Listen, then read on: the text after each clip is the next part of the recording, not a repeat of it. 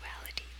With the advent of chivalry, men suddenly developed an ideal view of women, which was distinctly separate from mere lust.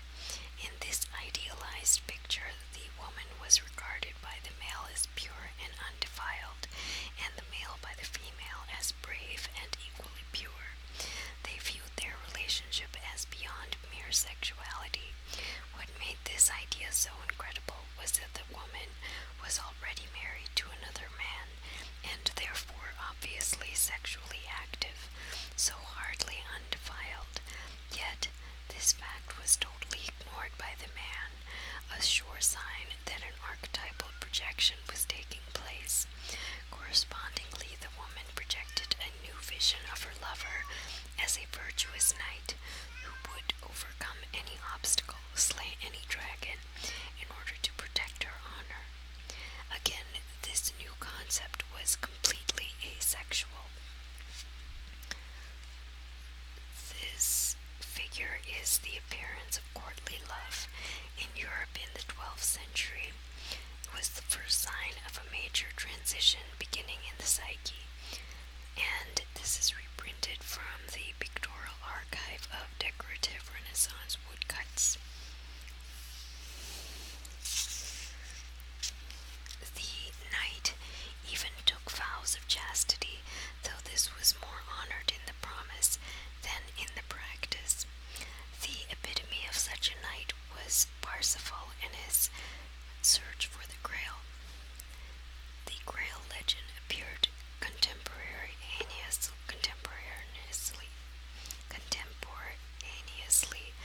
with chivalry and seems to have no archetypal precedent. In summary, the legend began with an aged king who had been wounded in the thigh. The thigh can be seen as representing an outmoded masculine approach to life. The wound to the thigh is symbolic of a wound to his instinctual sexual nature. With the king lying deathly ill, the affairs of his kingdom come to a halt. That is, there can be no further growth until some solution is found to this problem. The only thing that can cure the king is the Grail cup, the cup which Jesus used at the Last Supper to change wine into blood. The Grail symbolizes the missing feminine element, which the aged king lacks in his life. Only a knight pure in thought and deed can find the Grail. That is, only a man who can relate to the feminine separate from his sexual desires can find the Grail. Of course, if there is such a man, he already has found the Grail. That is, he has already found the missing feminine element inside himself, in which case there would be no need for a quest. Therefore, the real purpose of the quest is to present the knight with a series of trials which gradually awaken him to the feminine part of his true nature. Unfortunately, in none of the many versions of the Grail legend is the knight totally successful. The reason being that there was then no way for the masculine to fully relate to the feminine except through sexuality. A new archetypal relationship was trying to emerge, but it was premature. The story is about the male search for the missing feminine element, not the female search for the missing masculine, though both are necessary. This is because the world at large has always been under the control of men, with the feminine viewpoint restricted to the subsidiary role of the home. This made it highly unlikely that the male could find the missing feminine until women had an equal say in the world. Animus in relationships. Gradually, over the next 800 years, there was some integration of this new aspect of the animus, as evidenced by the advance in the state of women.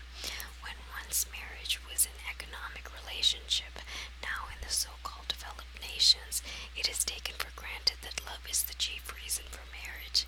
This is so widely accepted that when love ends, marriage is now most often dissolved through divorce. This is a very, very recent attitude, and can be seen as an unprecedented experiment in the evolution of the animus. Under this new set of rules, men and women have been forced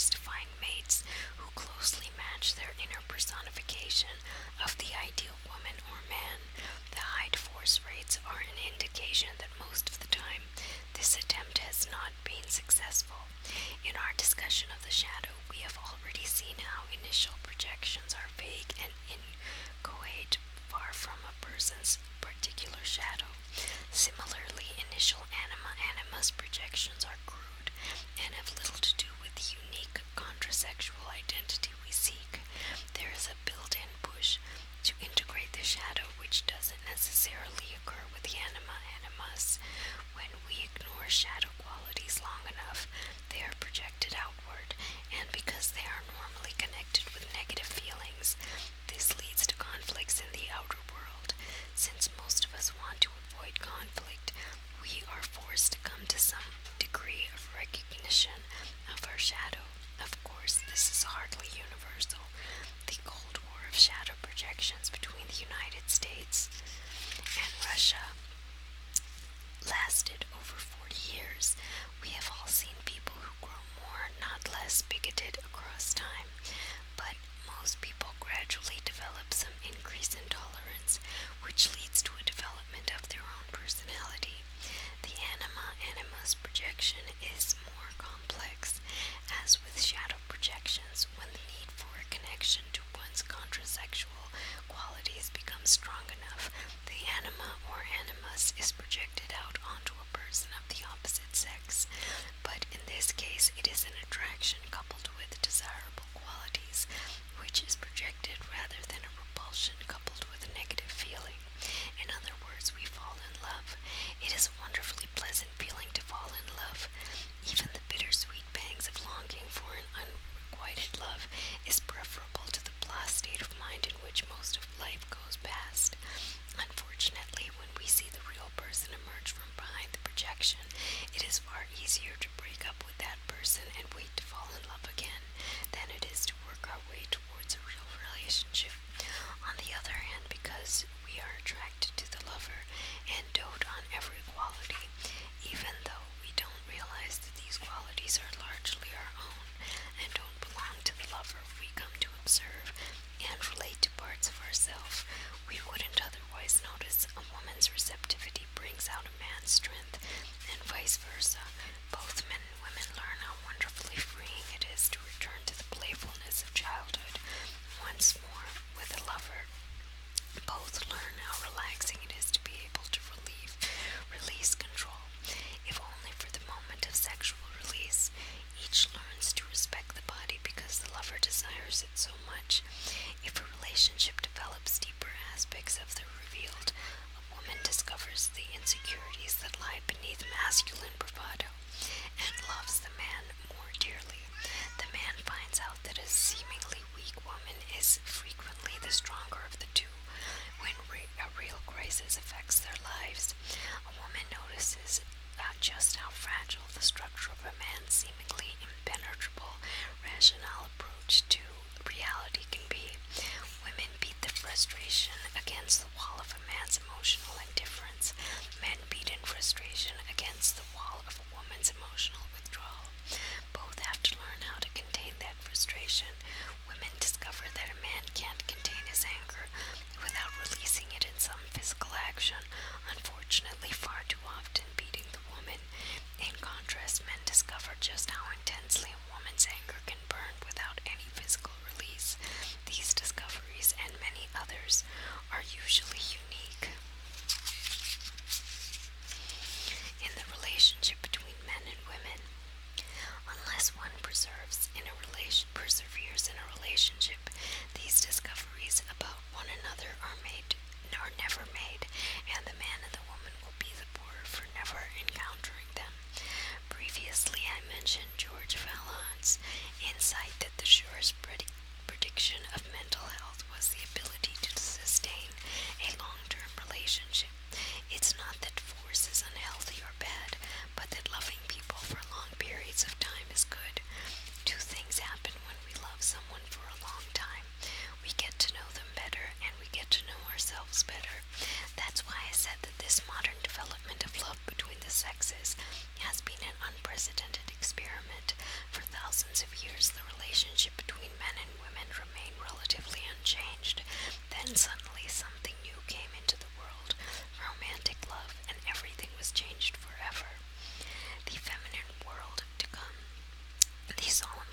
explanation of the Assumptio Mariae, authors note the Assumption of Mary, Mother of Jesus, which we have experienced in our own day, is an example of the way symbols develop through the ages.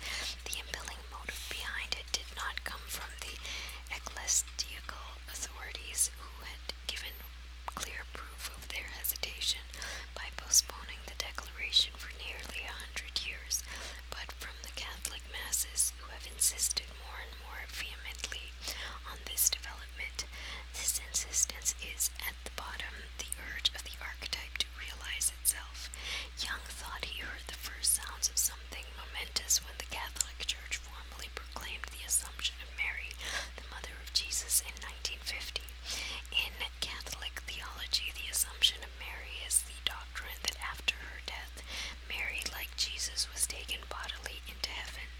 This gives her a unique status, almost godlike, since it is Catholic doctrine that body and soul separate at death to be reunited again only at the time of the Last Judgment. Jung felt that Mary provided the missing fourth element, a feminine element which completed the Trinity of God, the Father, Son, and Holy Ghost, and made it into a quaternity which Jung felt represented wholeness. We all have much more to say about quaternities and mandalas in our Symbols of Wholeness in the next chapter on the self. By 1950, Jung had already seen the collapse of many of the masculine values which had ruled the world for so long. We who are now living in the late days of the 20th century have been virtually all those structures crumble around us: political, economic, scientific, artistic, cultural, religious, etc. All the rational structures which have developed and sustained us over so many centuries have suddenly become inadequate to deal with the newly revealed complexity of the world. In our frustration with the old ways, we've turned towards previously unnoticed cultural influences, Eastern philosophy, and mysticism. Native American values and ceremonies are two examples. Another has been the rise of the civil rights movement. No longer willing to be swallowed up in the melting pot, minorities have begun to insist on retaining their separate identities. But perhaps the most important of all of these new elements of change came when the majority minority took the stage, the women's movement. Currently, we live in an inchoate period when seemingly all we know is that we don't know much of anything. Traditional values no longer work, but we don't yet know what to substitute for those outmoded convictions. Nowhere is this more clearly symbolized than in the changing relationship between men and women. It is clear to me and to many others that women's values are in the first inchoate stages of becoming the ruling values, though men and women who are more comfortable with masculine rule are fighting this change tooth and nail. Men's values and institutions